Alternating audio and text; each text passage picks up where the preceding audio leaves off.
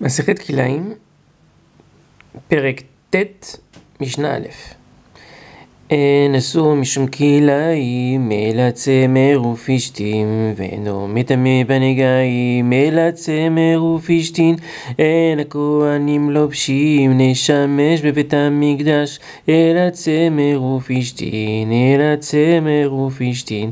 צמר גמלים בצמר רחלים, שטרפן זה בזה, שטרפן זה בזה, עם רוב מן הגמלים מותר, ועם רוב מן הרחלים אסור.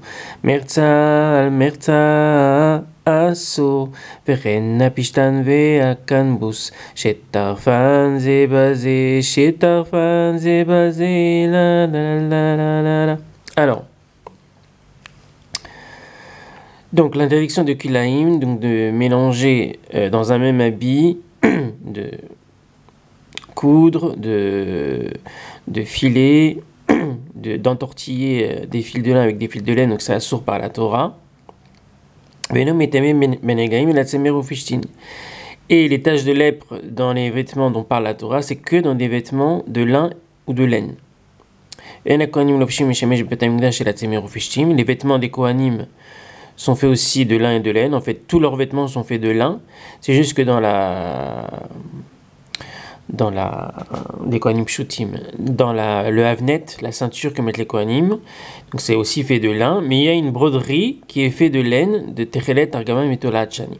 Mais sinon, tous leurs habits sont en lin, que ce soit la coutonnette, les mirnasaim, le Havnet et la mikbat. Tsemer gemalim et tsemer chelim chez ta femme zébazé. Donc maintenant, de la laine de chameau qui a été mélangée avec de la laine de brebis.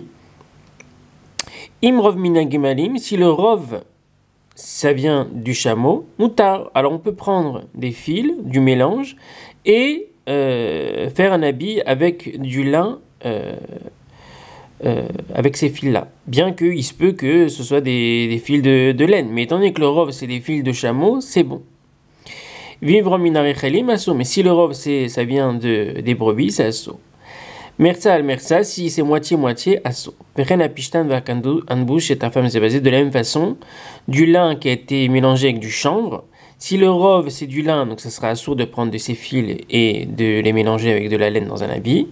Mais si le rov c'est du chanvre, même s'il y a aussi des fils de lin, on pourra prendre des fils de ce mélange et faire un habit avec de la laine, bien qu'il se peut que ce soit des fils de lin. Mais étant donné que le rov c'est du chanvre, c'est bon.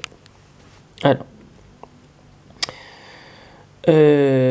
Amara Katou Bekila Bigadim, en ce qui concerne donc le Sha'atnez, Tsemer ou Fishim Yardav, la Torah a dit le lin et la laine ensemble. Vamar Bitumat Negaim, en ce qui concerne la tache des lèpres dans les vêtements, Bebeget Tsemer ou Bebeget Pishtin. Vamar Bebigde Kikuna, Kulam, Shelo Iyu Elam Itechelet, Vargaman Vetolat Shani, Veshesh Mojazar.